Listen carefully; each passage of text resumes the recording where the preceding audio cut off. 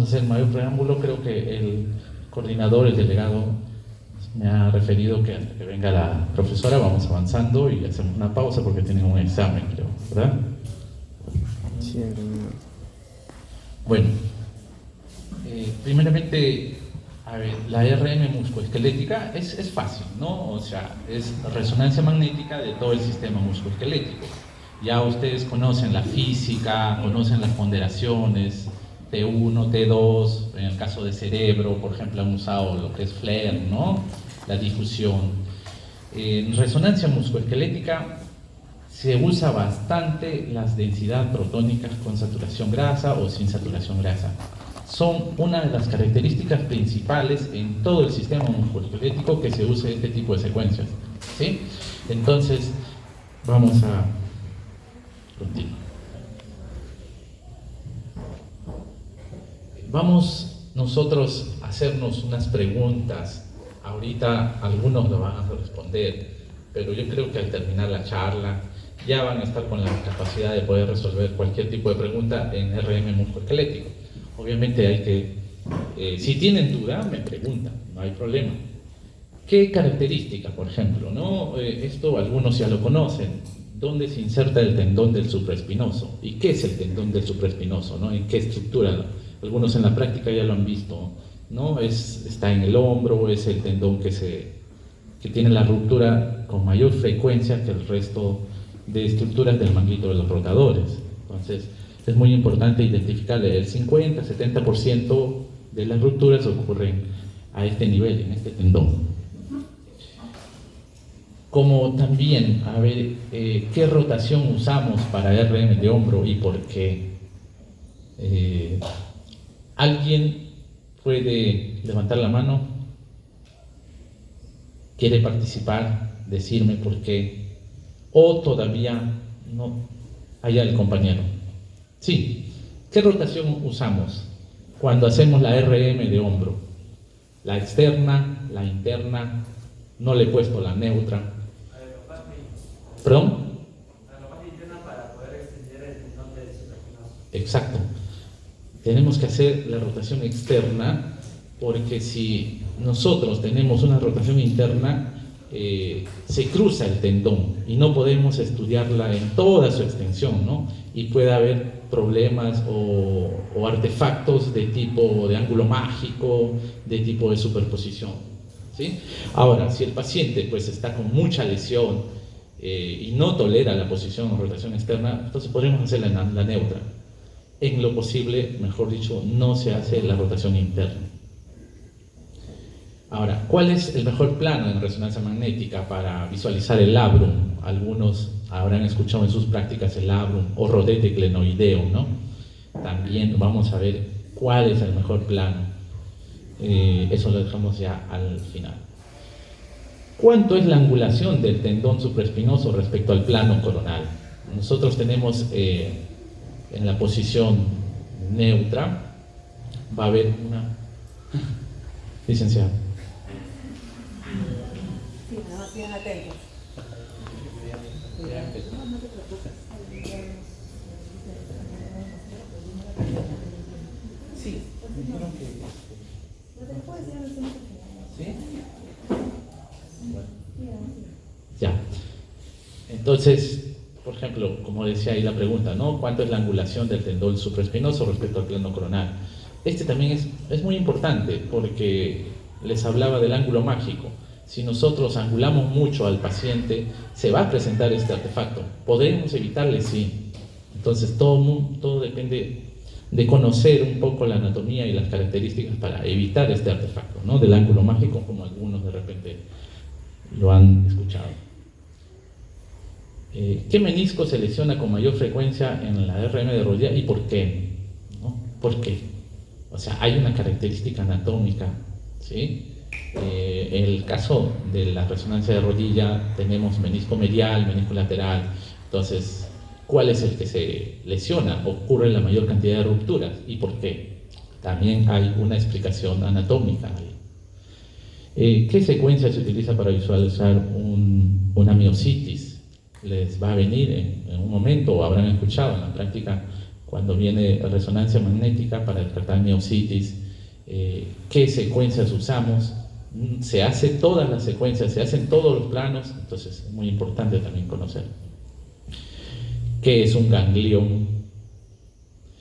Secuencia que se utiliza para confirmar una fractura, ¿no? ¿Qué secuencia se va a usar para confirmar? Si bien es cierto, en los DP, FATSAT o los STIR vamos a tener, nos va a llamar rápido el ojo al trazo de la lesión, pero puede ser que esté muy edematoso, entonces vamos a tener que usar una secuencia especial para que se confirme la fractura.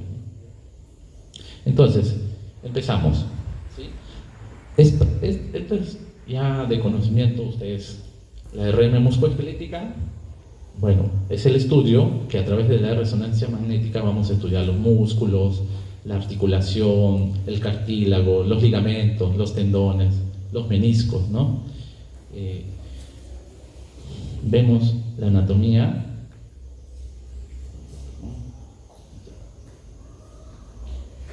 Listo. Dijimos el músculo, los tendones, la unión miotendinosa.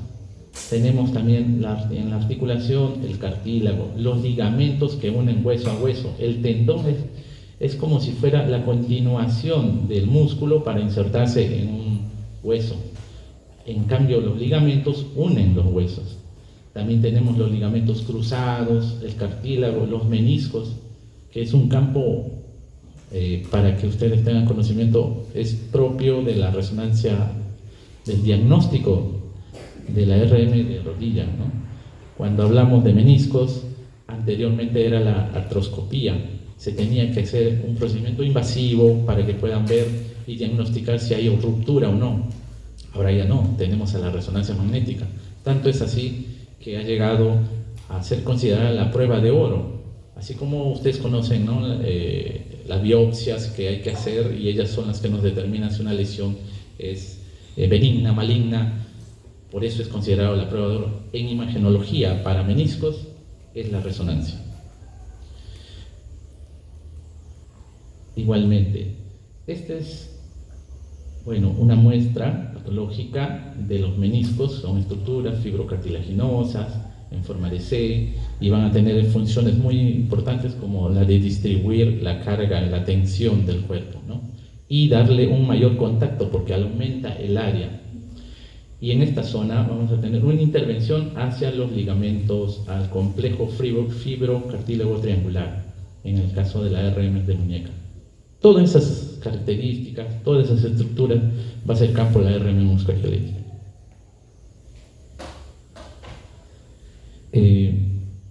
¿Qué secuencia vemos ahí? ¿Qué secuencias? Puede ser un T1, un T2, un STIR. Al inicio les dije que en resonancia musculoesquelética vamos a hablar bastante de los DP, porque tienen ciertas características para poder determinar el contraste entre el cartílago, el hueso subcondral, bueno, las estructuras de los músculos, ¿no? Los músculos, el cartílago subcondral que cubre todo el hueso, los meniscos, que son estructuras triangulares. Pero nos llama la atención en que, mira, los dos son DP, ¿no? Pero acá nosotros estamos saturando la grasa, es como si anuláramos la grasa para buscar una mayor sensibilidad de lesiones que puedan encontrarse en el músculo, en el menisco. Entonces, nosotros al saturar la grasa aumentamos la sensibilidad, ¿sí? Pero no la especificidad. Eso va a ser campo de las secuencias potenciadas en T2. Entonces, acá tenemos una imagen de la rodilla en densidad protónica, sin saturación de la grasa, con saturación de la grasa.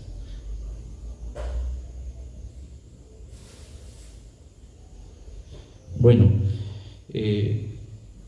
cuando empezó la resonancia magnética, ya para 1971, con Damadian, él decía que la RM podía ser usada para detectar enfermedades. Así entra al campo de la resonancia magnética clínica. ¿Por qué? Por las características estas características de que ciertos tejidos emiten señales que varían en su duración, o sea, sus tiempos de relajación. Acá tenemos un cuadro donde vamos a explicar lo que es las potenciaciones en T1 y qué características tienen con respecto a su tiempo de repetición, ¿no? Son cortos ambos, tanto el tiempo de repetición como el tiempo de eco. En cambio, en el campo de la RM musculoesquelética vamos a centrarnos en esta área, donde que va a haber ciertas características de diferenciación de los grises que van a encontrarse en ellos. Y van a tener como características que van a tener un tiempo de repetición alto, ya estamos hablando de 2000, en este caso 2400, y tiempo de ecos bajos, ¿sí? El tiempo de eco dice que tiene que ser lo más cercano a un T1, pero también lo más alejado para tener características del edema o del líquido. Entonces, si en un T1 nosotros usamos entre 10 y 20 el tiempo de eco, en densidad protónica vamos a estar usando entre 30 y 40, ¿sí? Es un poco más. ¿Okay? Esto es un poco de lo que se recoge de algunos textos, en el cual, ¿por qué la RM musculoesquelética, ese campo ha avanzado, ha sido ganado? Para 1993, con Joséín nos decía que la RM nos da alta sensibilidad en contraste, ¿no? Alta sensibilidad en contraste y la capacidad de manipular intensidades de señal con distintas secuencias, el T1, el T2, la densidad protónica, los T2, ¿no? Generar imágenes sin reformatear. Esta es la ventaja la ventaja comparada con la tomografía, en la cual son imágenes axiales y si queríamos coronales, sagitales, teníamos que reformatearlos. La RM no necesitaba de hacer eso. Se podía adquirir en distintos planos de acuerdo a la disposición de las gradientes, ¿no? Ya para el 2004 con Haga nos dice que la característica que ha revolucionado las imágenes del sistema musculoesquelético con el aumento del contraste y corte multiplanario. Porrata, en un artículo en el 2014, ya establece a la RM musculoesquelética considerar la prueba de oro imagenológico para detectar lesiones meniscales. Entonces, cuando queremos detectar o de repente diagnosticar, ¿no?, las indicaciones que mandan los médicos, los traumatólogos, en el campo imagenológico, y para ver los meniscos tiene que ser la RM. ¿Qué secuencias en RM musculoesquelético se utilizan? Esto sí, ustedes ya lo han visto en todas estas clases que han tenido en la física, y no va a ser excepción acá, ¿no? Vamos a también usar la T1, turbo spin eco potenciadas en T1, la densidad protónica. Esta es la que más vamos a usar en los tres planos de corte, axial, coronal y sagital. Podríamos decir casi un 70-80% de las secuencias son con las densidad protónica. El diagnóstico sale con ello. El T2 y las ecogradientes. En un libro muy referente de RM musculoesquelética nos dice que nos recomienda las secuencias T1, turbo spin eco, en el plano sagital por la característica anatómica de los T1, ¿no? Y los DP FAT-SAT en los tres planos de corte. O sea, nos está diciendo que más o menos con 3, 4 o 5 secuencias pueden ya hacer diagnósticos de RM musculoesquelético. Hay algunas características de las secuencias, como el recogido de Helms, que es RM musculoesquelético, un libro muy referente también, donde nos dice los puntos fuertes de las secuencias. En el caso de la densidad protónica, brindan detalle anatómico junto con los T1. O sea, va a haber en sus instituciones que están rotando que algunos utilizan dentro de sus protocolos los T1 como anatómicos o los DP como anatómicos. Y ahí está el sustento teórico, ¿no?, que nos dice, brindan buen detalle anatómico. Utilizados para patología meniscal, ¿sí? Podemos ver características bien determinadas de lo que es un menisco. Para el caso de las secuencias T1, miren, brinda buen detalle anatómico. O sea, en sus rotaciones, de vuelta volviendo a ello, como le decía, hay algunas instituciones que utilizan a la T1, otras las DP, pero eso ya depende del grupo de médicos radiólogos que trabaja con ciertos protocolos en sus instituciones. Generalmente yo he encontrado, aparte de los DP, que utilizan esto para el caso de traumatología o contusiones, por esta característica, que es bueno en la visualización de grasa y hemorragia subaguda. Como ven acá la imagen, tenemos la grasa periférica, ¿no? Y acá hay una zona hiperintensa, porque este paciente ha sufrido un golpe y se ha producido un hematoma, una hemorragia. Entonces, ¿qué secuencia nos ayuda a diferenciar? Esa es la T1.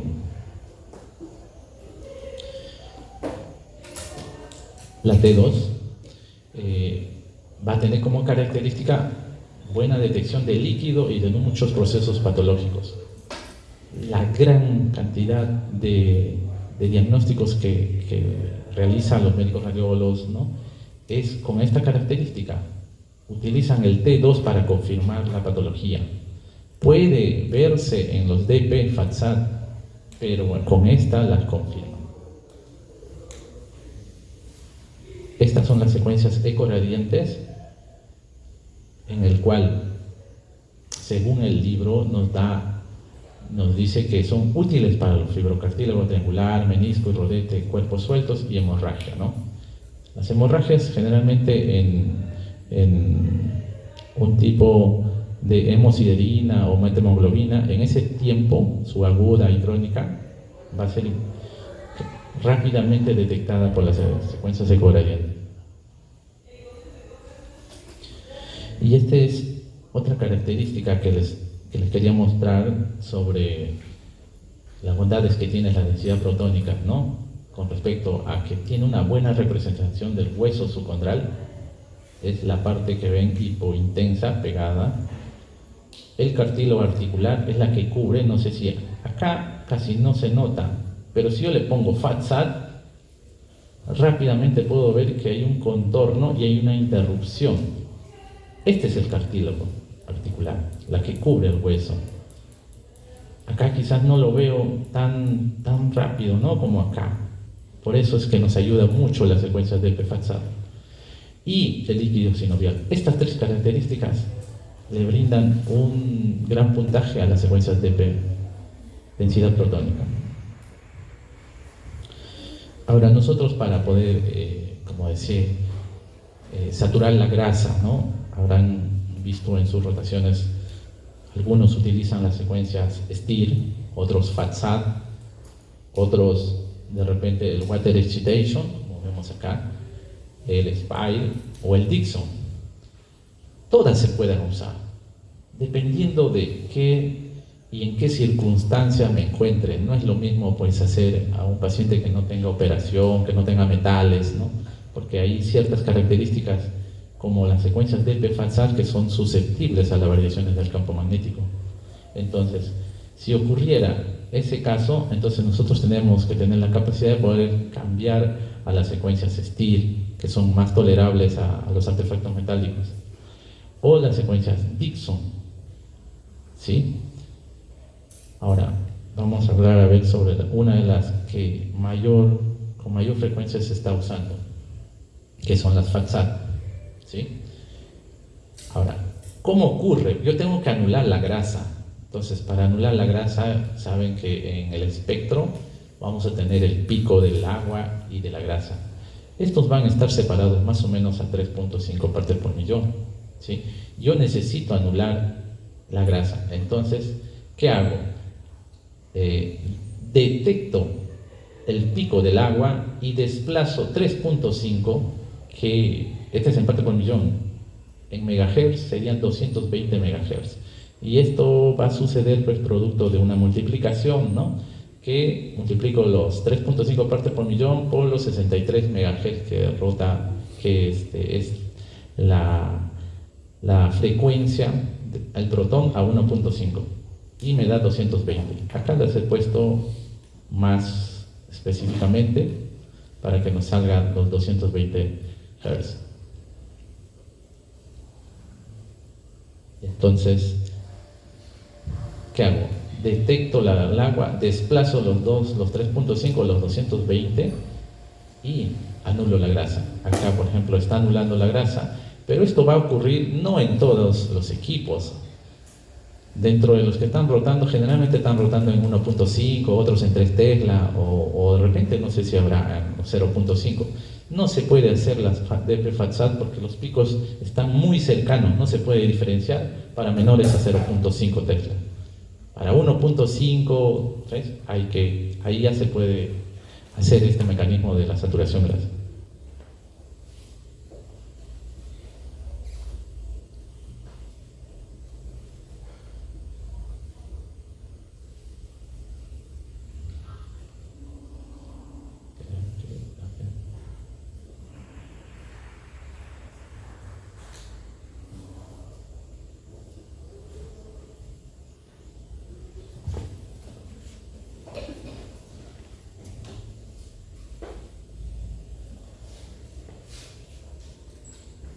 Ya, ese es el cuadrito donde que van a tener todas las características de cada uno y su tolerancia con el campo B sub 0 o el campo B1. Por eso que les decía que cuando utilizamos una secuencia para saturar la grasa, si hay metales no voy a usar las de PFATSAT porque se alteran, salen muchos artefactos. Entonces, en ese caso yo podría usar las STIR. ¿Y por qué características? Mira, ellos toleran bastante la sensibilidad al campo B sub 0 y la sensibilidad al B1, mientras que los FATSAT son altamente sensibles a la variación del campo principal y al B1. ¿Sí? Entonces, cuando hay metales, esto no podría usar. Pacientes que son operados de los meniscos, de los ligamentos, bueno, tenemos que cambiar. Puede ser el STIR, que tolera bastante, demora más, son más ruidosas, por lo tanto para compensar eso aumentan el tiempo, eso sí lo habrán visto en la práctica. Y los SPY, que son más intermedios, ¿no? ¿En qué caso utilizamos los Dixon? Ya estos toleran bastante, como ven, miren, tolera tanto el campo principal como el B1 y también es una opción junto con la STIR. Generalmente lo utilizamos esto cuando son contrastados, ¿no? Ya, ahora entrando un poco ya a los protocolos que nos encontramos en nuestras prácticas, muchos de los que estamos usando en sus prácticas han sido recogidas casualmente por organizaciones que ya están bien estructuradas, como es la Sociedad Europea de Radiología.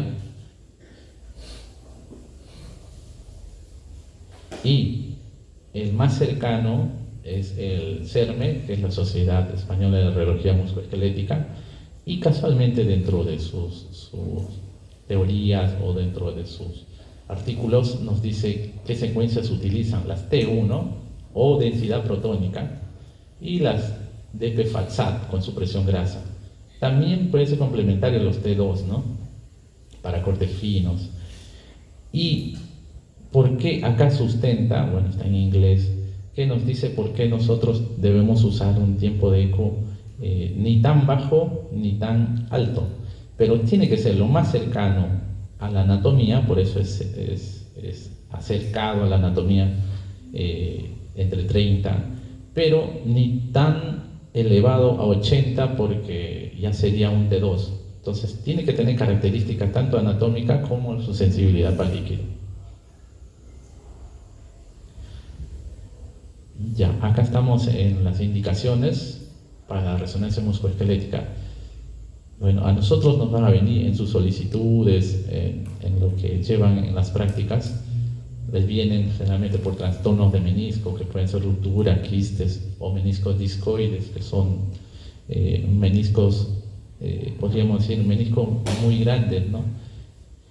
Alteraciones de la médula, vamos a poder ver el edema, fracturas o necrosis.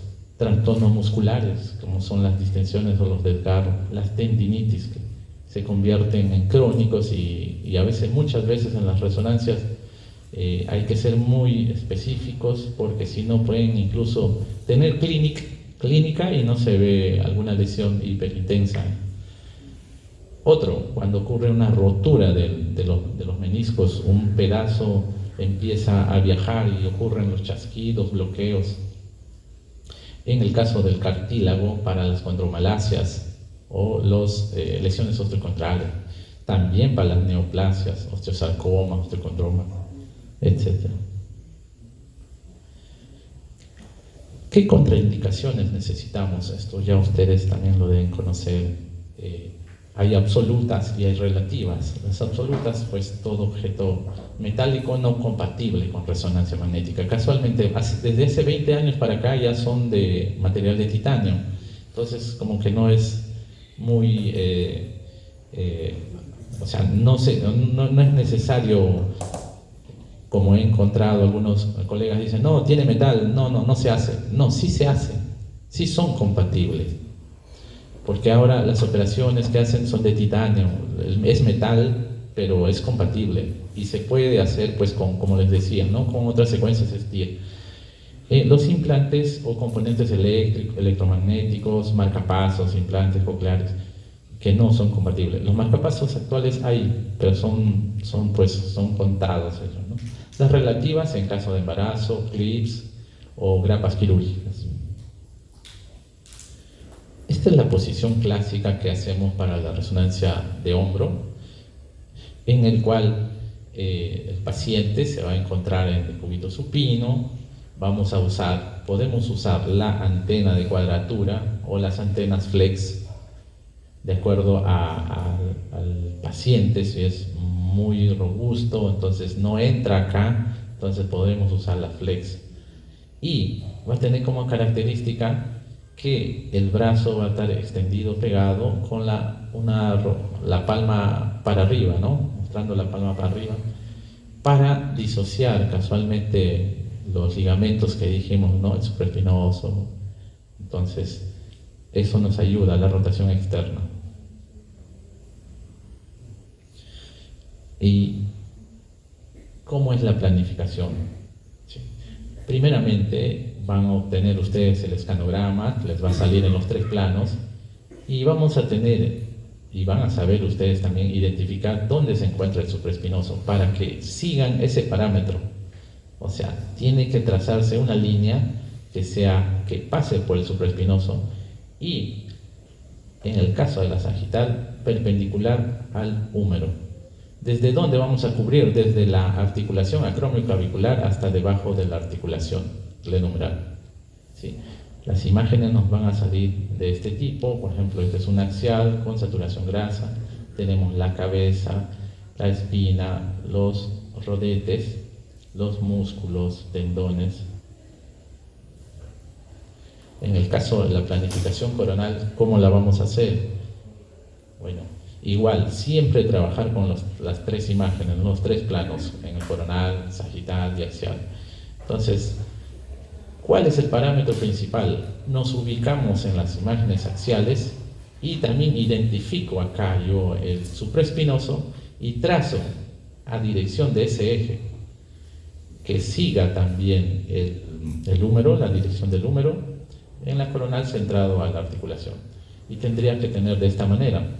Se tiene que representar el músculo supraespinoso y la inserción del tendón del supraespinoso, ¿no? La articulación acromioclavicular, y acá puedo ver yo la disociación. Si yo no roto, entonces acá se generan unos artefactos. Por eso hay que rotar, una rotación externa o neutra, ¿no? Si el paciente está muy grave, ¿no? En la planificación sagital vamos a tener igualmente los 3 planos, y acá el parámetro es los cortes deben ser perpendicular al plano coronal que adquirí. Si el plano coronal lo adquirí en esta dirección, siguiendo el supraespinoso, esta debe ser perpendicular, ¿sí? En la imagen coronal, centrado a la articulación, y en la sagital, bueno, como un cuadro para que nos pueda salir de esa manera. La pregunta cuando nos hacemos qué protocolos usamos, cuando uno está en la máquina y ve pues un montón de secuencias, ¿qué hago? Agarro pues de José, agarro de la clínica, agarro de Siemens. Miren, en RM musculoesquelética es las tres ponderaciones, o sea, en el plano axial, coronal, sagital, de DP FATSAT. Ahí están. DP FATSAT axial, DP FATSAT coronal, DP FATSAT sagital. ¿Sí? En este caso, no usamos el T1 porque esto, por ejemplo, es de un privado, utilizamos el DP coronal. En otros van a usar el coronal como T1 o T2. El T2 va a tener cierta característica porque nos ayuda a diferenciar o a evitar el artefacto del ángulo mágico si es que hubiera ahí alguna duda, ¿no? Eso va al cajón. ¿Qué grosor vamos a usar? Mira, según la sociedad europea, ellos manejan grosores de 3.5, tiempos de eco de 40 a 60 y una matriz de 256. Actualmente los equipos que ustedes están rotando, algunos son pues de alta gama, hay otros que son intermedio. Bueno, en el mercado hay de todo, pero si cumplen este requisito o este protocolo mínimo, entonces su estudio va a ser diagnosticado. Que la puedan sacar en mayor resolución, como por ejemplo acá, ¿no? Que ya se ha hecho con 384, una matriz de 230 por 384, mucha, lejos de esto va a salir mejor, porque tiene mayor resolución, pero es porque ese equipo, es porque donde están rotando puede hacerlo eso, pero a veces tenemos un equipo de un Tesla 0.5, entonces tratamos de sacar los requisitos que nos piden los protocolos, ¿sí? Sí. A ver, por ejemplo, el FO, acá estamos, este es de 160, ¿no? Acá está, 160, y al 100% quiere decir que es un FO cuadrado. El tiempo de repetición, hemos dicho que tiene que ser alto, y un tiempo de eco intermedio, en este caso es 31, ¿no? milisegundos.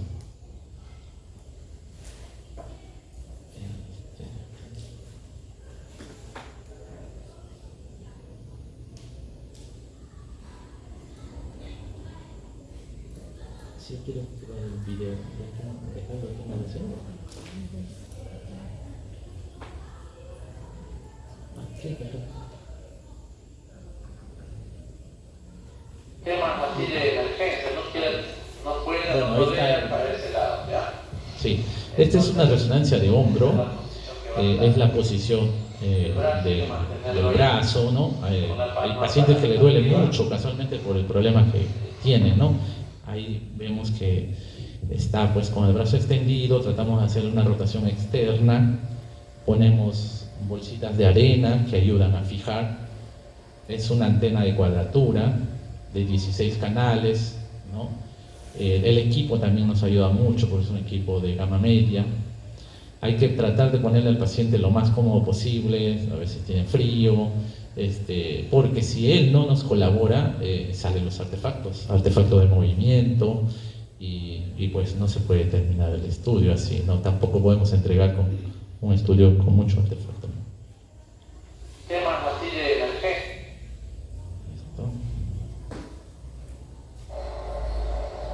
Ya, esta es la adquisición de un estudio de resonancia magnética de hombro.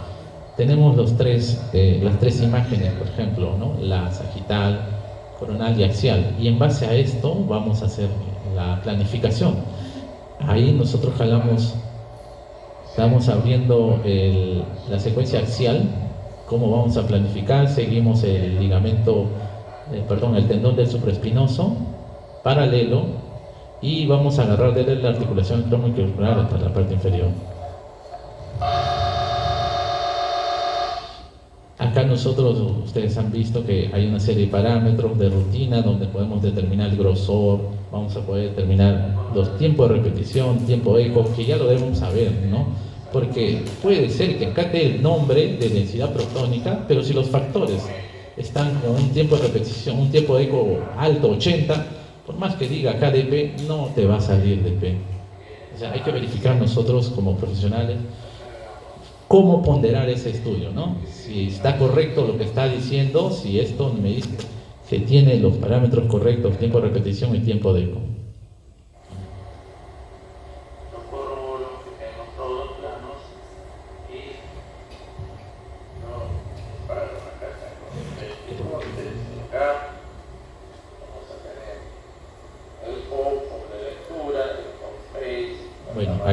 aplicando algunas. Acá tengo el FOB, el campo de visión, el grosor de corte, los tiempos de repetición, tiempo eco, promedio o NEX, que algunos lo conocen si tienen otros equipos. No usamos los cortes, va a depender de qué tan amplio lo quiero. El FOB, recuerden que tiene que ser casi todo centrado a la estructura para tener mayor resolución.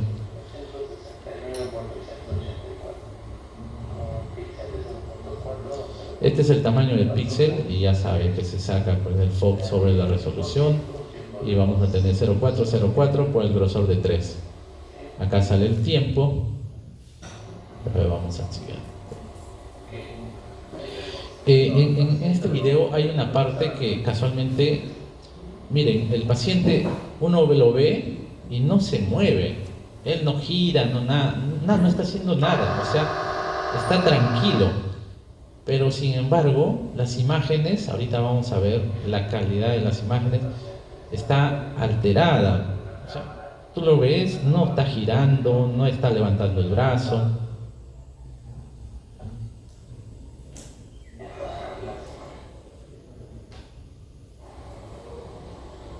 Creo que ahí está saliendo. Sí.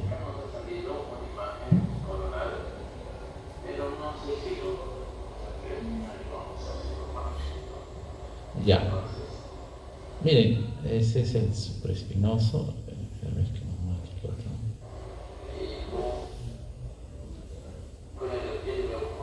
Sí, mira, hay unas rayitas, ahí estoy explicando que hay unas rayas, ¿sí? A los costados. Y se ve como borroso, hay rayas y rayas y rayas. Acá, rayas y sale afuera. Entonces, ¿qué hacemos, no? Ese es un artefacto por movimiento. Si el paciente no se mueve, ustedes lo han visto, no gira, está bien, ¿qué puede estar pasando, no? Entonces, ante ello, el paciente a veces se puede quedar dormido, entonces le damos las indicaciones para que se despierte, no se mueva, esté relajado. Y ha disminuido. Hicimos y salió esta, ha disminuido. Pero todavía, acá es muy evidente ya. Incluso hay imágenes hiperintensas en el trayecto del tendón que pueden sugerir una ruptura y no la hay. Entonces, le damos la indicación y disminuye el movimiento acá. Y nosotros aplicamos otra secuencia que no es la Blade, que es un tipo de llenado del espacio acá de manera radial, que por acá lo vamos a ver. Y ha bajado el movimiento, quizás, bueno, no sé, el señor se queda dormido, pero todavía hay artefacto. Hay ligero, puede pasar, ¿no? Hay más, es muy evidente, mira, hay unas rayas blancas dentro del tendón. Y si nosotros le presentamos esto, bueno, pues el médico dice, oye, acá puede haber una ruptura, pero no es un artefacto. Entonces, ante estos casos hay otras secuencias que casualmente cuando son estos movimientos fisiológicos nos ayudan. Solo para los casos de movimientos fisiológicos armónicos, como es la respiración, cuando nosotros respiramos es en un solo sentido, no giramos, no movemos el cuerpo. Entonces aplicamos una secuencia que es la Blade y esta es la que nos sale sin ningún tipo de artefacto. Mira, no hay señal dentro del tendón. Entonces esa es la característica que hay que hacer, ¿no? Identifican el problema, si hay artefacto, cómo cambiamos. Solo para movimientos fisiológicos, o sea, armónicos. Estamos hablando de su respiración, que es armónica. En cambio, si el paciente ya gira, levanta el brazo, sí, entonces ahí ya no ayuda el Blade. ¿Sí? A ver, vamos a hacer. Ya.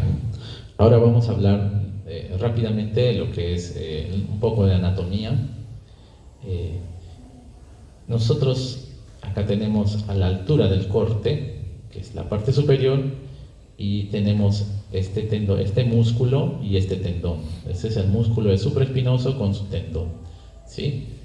Vamos a tener también los tendones del deltoides, que cubre toda la parte externa del hombro, la espina, Esta es una secuencia de densidad protónica, entonces tenemos grasa, músculo, tendones. Los tendones siempre van a ser hipointensos. Por eso es que utilizamos la densidad protónica con saturación, porque si hay hiperseñal ahí, entonces puede haber una lesión.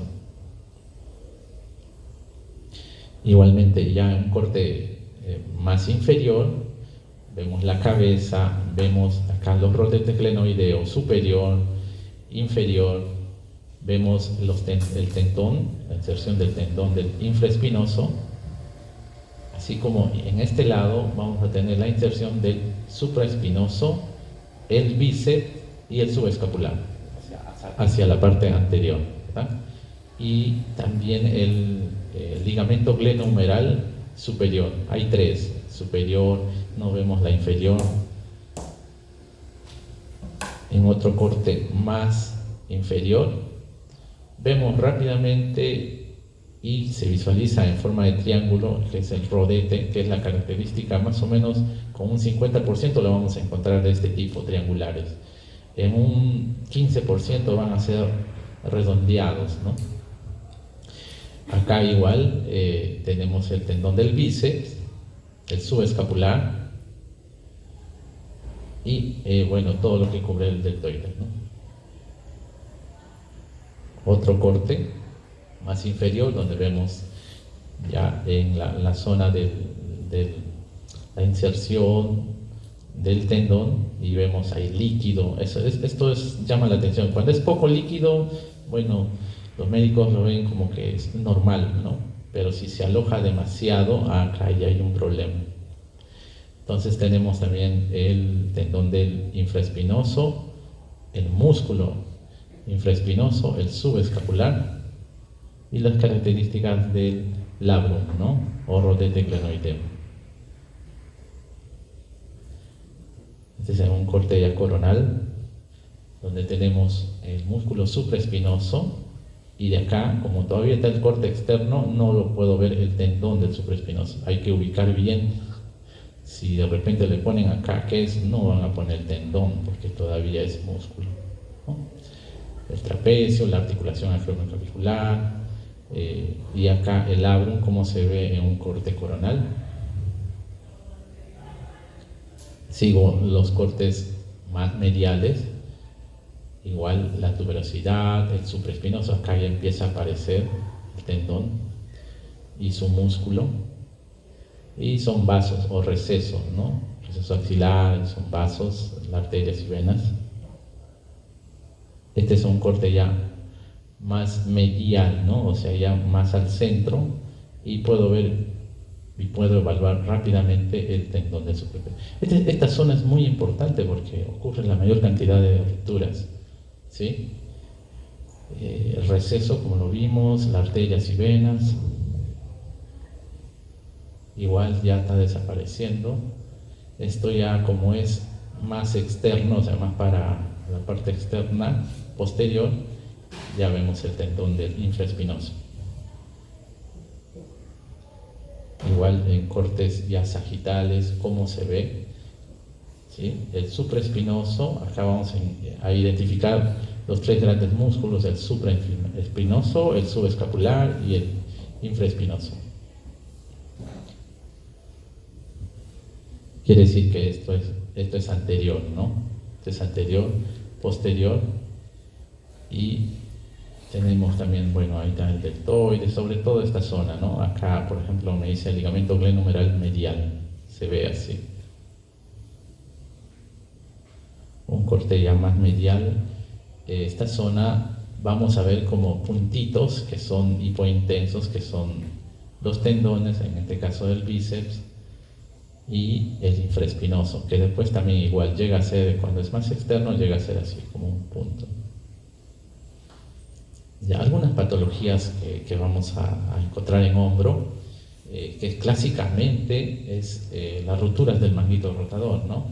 Que casualmente el tendón del supraespinoso se lleva como el 70% del tipo de rupturas ahí.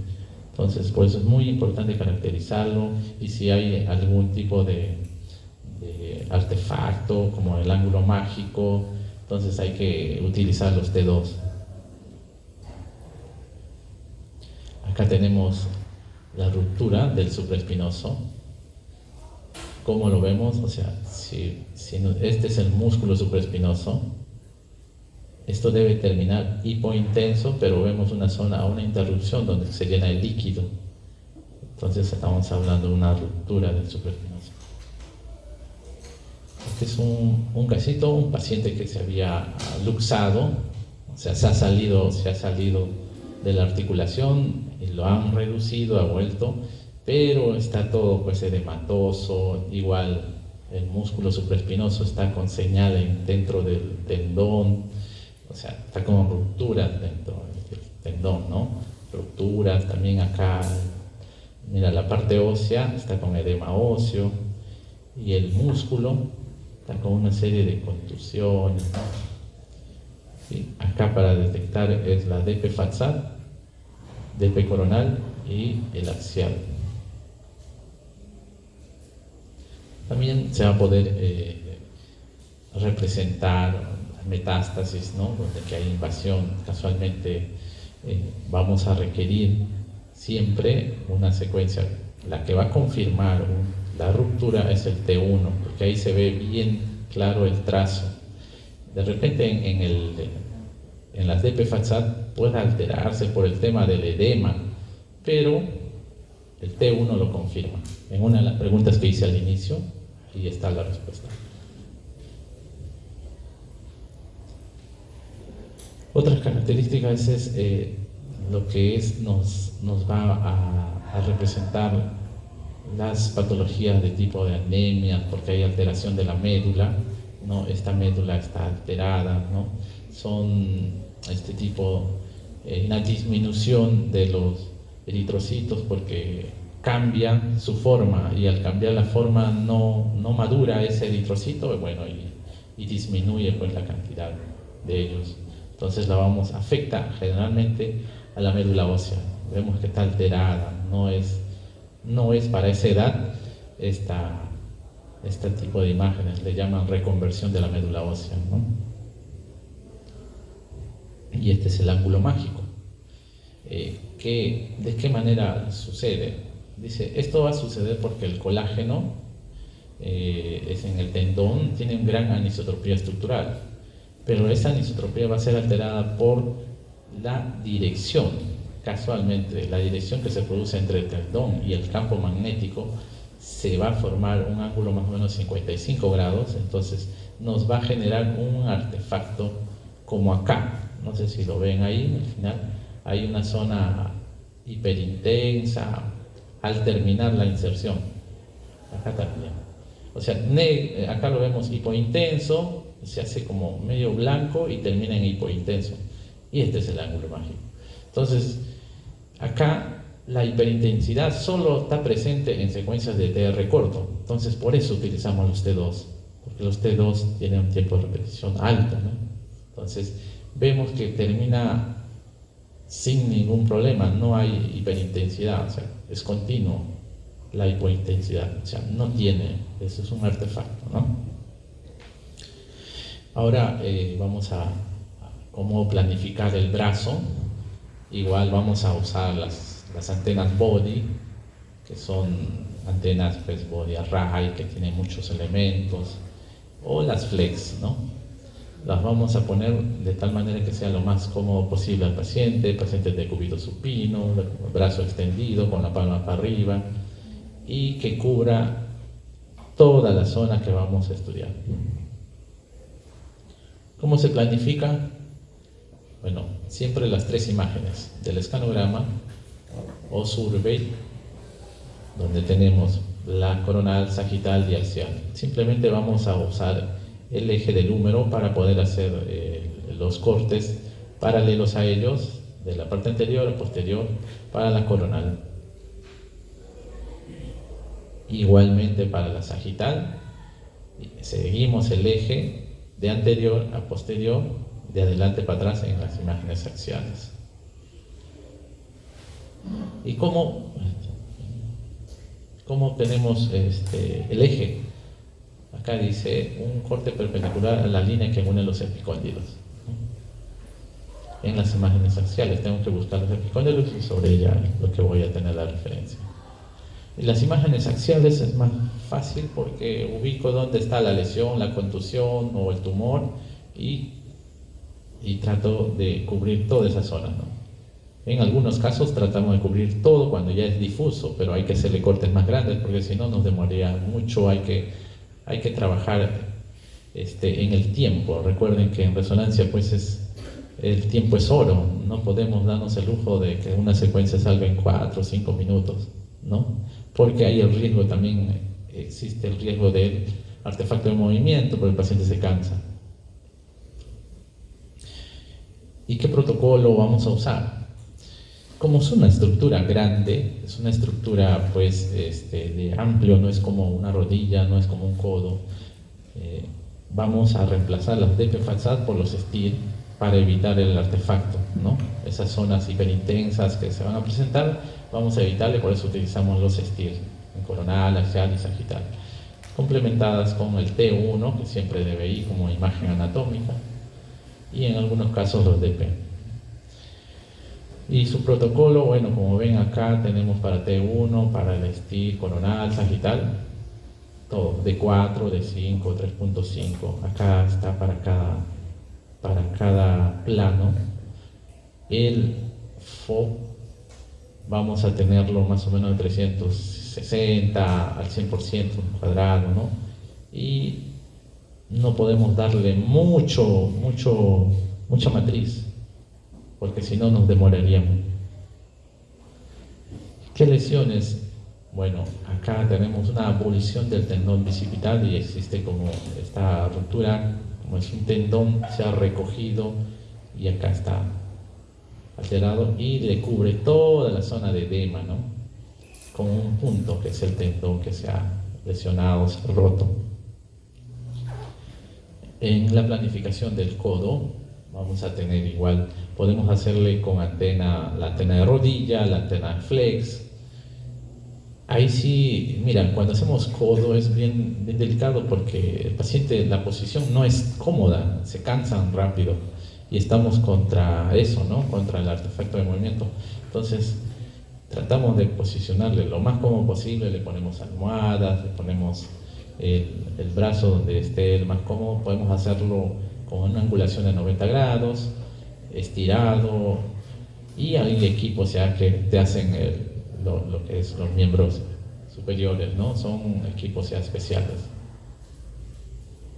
¿Cómo lo planificamos en la articulación? Igual en los 3 planos vamos a agarrar un eje que una casualmente los epicóndilos. Ese va a ser mi parámetro para la coronal y lo agarro desde la parte anterior a posterior. En la sagital igual. A veces ponemos unas bandas de saturación que ya lo habrán visto ustedes, los ponen acá para evitar artefactos de movimiento y poder tener más nítidas las imágenes. En las imágenes sagitales igual, el corte va a ser perpendicular a la adquisición coronal. Si la coronal es en este sentido, esto va a ser perpendicular desde la parte externa de un lado y al otro lado, ¿no? Para las imágenes axiales, para la planificación, vamos a tener como parámetro la unión de los bordes de la articulación y obtenemos, pues, de acuerdo si la lesión pues es corta, disminuimos la cantidad de cortes, ¿no? Si no, tenemos que aumentar gap o complementar con un poco más de cortes más gruesos para poder cubrir. ¿Qué secuencias? Igualito, estamos en la articulación, vamos a tener los DP, los 3 DP Fatsat, acá está la coronal, tenemos la axial y la sagital. Siempre se utiliza, como les dije, bastante las secuencias DP, después los T1 para confirmar como anatomía y los parámetros van a ser pues como lo mostramos en la tabla, ¿no? Con los grosores más o menos de 3 milímetros, sus tiempos de repetición que le van a la característica a los DP altos y tiempo de ecos intermedios. El FOB pequeño de 140 al 100%, o sea, un cuadrado, y una matriz de 230 por 384. ¿Okay? Un poco de anatomía, que es la articulación del codo, ¿no? El olecrano, la cabeza radial, y acá es importante esto, ¿no? Los flexores, el nacimiento de los flexores, porque ocurren mayor cantidad de rupturas a este nivel, ¿no? Donde está el nacimiento del tendón del flexor común de los dedos. En las imágenes sagitales igual, ¿no? Vamos a tener el tríceps, el músculo braquial y esta zona del tendón del bíceps braquial, que es la que comúnmente se ocurre avulsiones en este tipo, ¿no? Y su inserción del tendón del braquial, el olecrano, en una imagen axial, y en el antebrazo igual o muy parecido a las del brazo, ¿no? En la imagen coronal vamos a poner tangente a los huesos, en la imagen axial, anterior a posterior, siguiendo el eje del cúbito y del radio. Para mano y muñeca, igual, hay antenas ya especiales, o si no las tenemos podemos usar las flex. Son antenas pues multielemento que nos dan mayor resolución y en menos tiempo. La colocación o la posición del paciente de cúbito supino con el brazo estirado. Podemos ponerlo también al costado cuando no toleran. Pacientes con yeso, tenemos que acomodarnos a paciente, se puede hacer, no hay problema, no es que tenemos que quitarlo, ¿no? Puede hacer, ya lo hacemos con antena flex. ¿Cómo vamos a planificar esto? ¿No? Para una adquisición de resonancia magnética de muñeca, hace paralelo a la articulación de las hipófisis estiloides y vamos a cubrir pues la parte superior a inferior a la articulación. Para la planificación coronal, igual vamos a obtener, acá nos dice que va a cubrir una línea que pase por, dice, los huesos semilunares, escafoides y piramidal, ¿no? Yo me guío más de esta dirección, que me es más fácil, tangente acá, y de anterior a posterior. Para la imagen sagital vamos a tener perpendicular a la imagen coronal, igual de externo a interno. Algunos parámetros, siempre, bueno, los DP, DP-FATSAT, en los tres planos de corte. Y como verán, casi todas las adquisiciones están siendo con cortes muy pequeños, de 3 milímetros. No debemos pasar, según los protocolos dicen, no debemos pasarle de 4, ¿no? 3.5. Y si el equipo nos ayuda a tener mayor resolución, pues hay que sacarle jugo a ese equipo.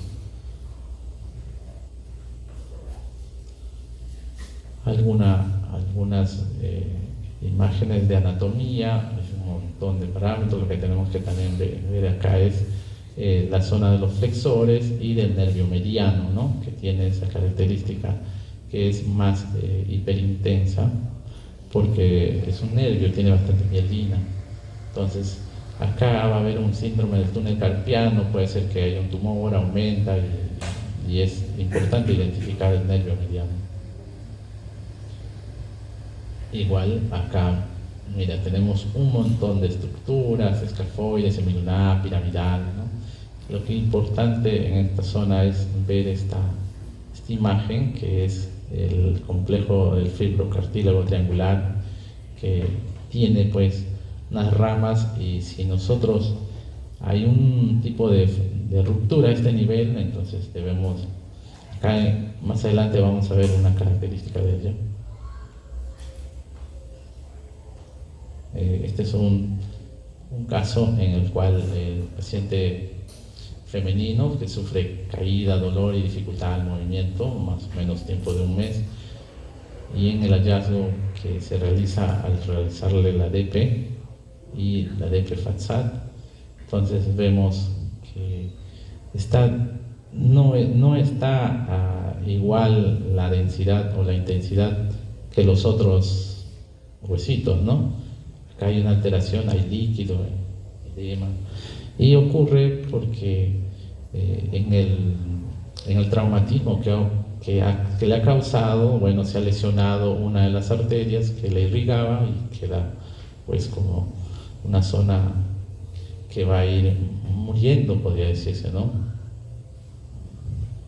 El complejo de fibrocartílago triangular, ¿no? Como le decía, la secuencia ecogradiente es muy importante para poder determinar esto. Esto es en un estado natural, normal, es un complejo fibrocartílago normal, y esto está lesionado, todo alterado. Mira, el cartílago que debe ser hipointenso, como acá, está todo alterado. Entonces acá hay una ruptura y ya eso lo va a determinar pues el que le informa.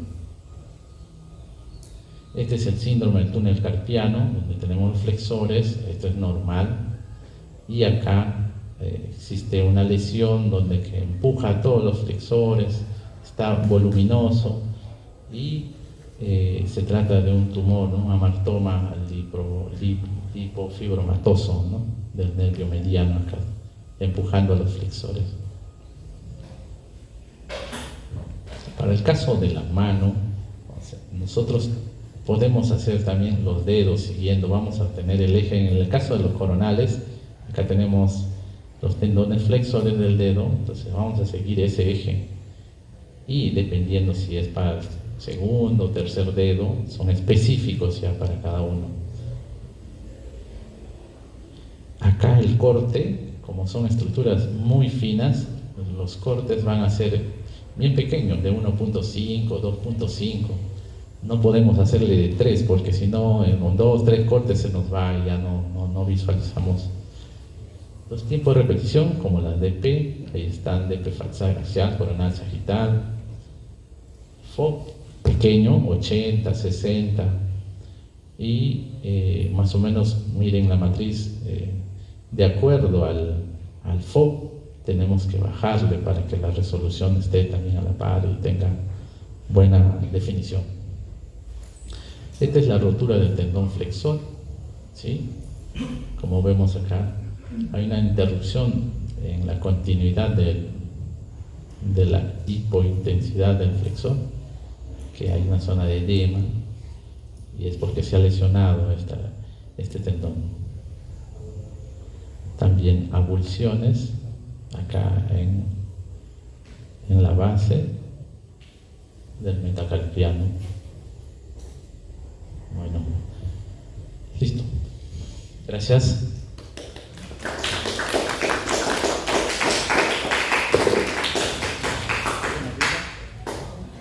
A ver, preguntas, alguna duda, o resolvemos la primera parte del se había preguntado al inicio. Tenía preguntas.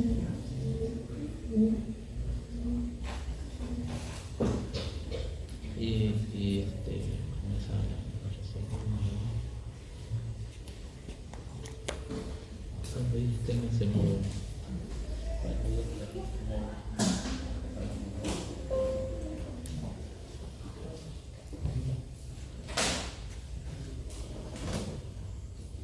Ya. Bueno, ¿dónde se inserta el tendón del supraespinoso? Sí. En el troquín, el troquítero. A ver. Sí, ya, bueno, vamos a soplarlo en el troquítero, ¿ya? La rotación, ya nos había comentado el amigo, que es la rotación externa para evitar el entrecruzamiento de los tendones. ¿Cuál es el mejor plano en la resonancia magnética de hombro para visualizar el labrum? ¿En qué plano han visto mejor el labrum o el rodete glenoideo? ¿En la coronal, sagital o axial?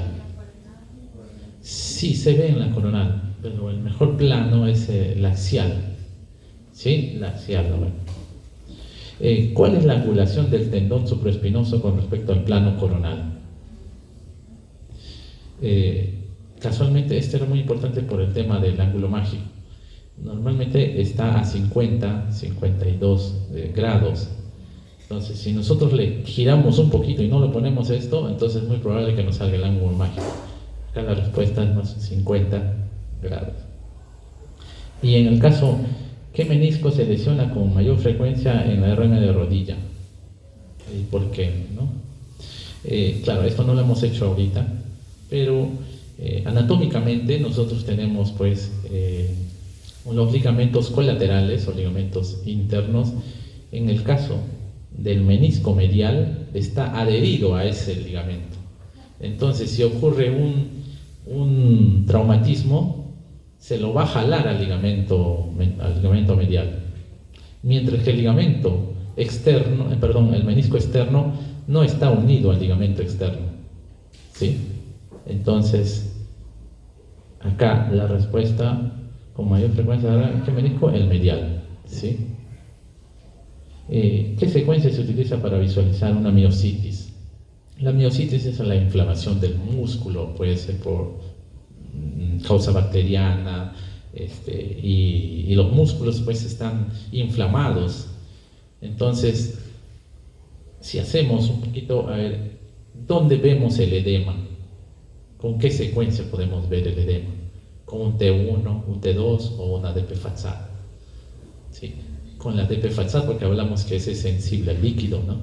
¿Sí? DP Fatsad o STIR también puede ser, ¿sí?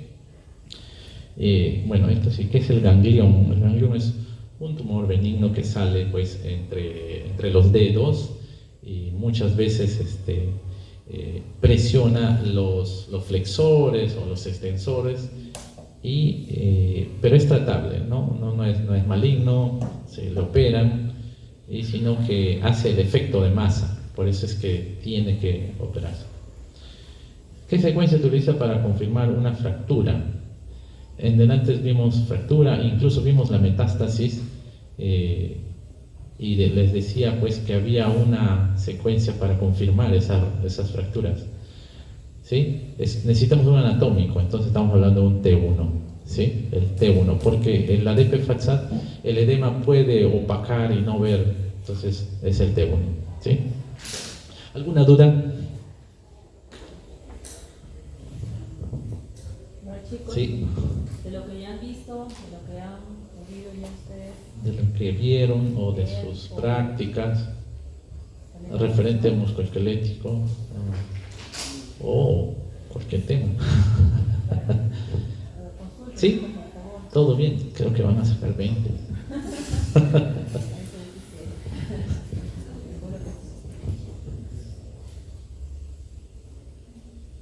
¿Sí? ¿Todo bien? ¿Todo Ya. les quedó claro? Es la pregunta. Al examen, ¿qué es? La pregunta. Ya. No van a venir a sus preguntas al examen. Pero es importante que lo sepan. Si no hay dudas, ¿no? Yo en la siguiente clase también va a estar el profesor, así que Apunten sus vayan viendo sus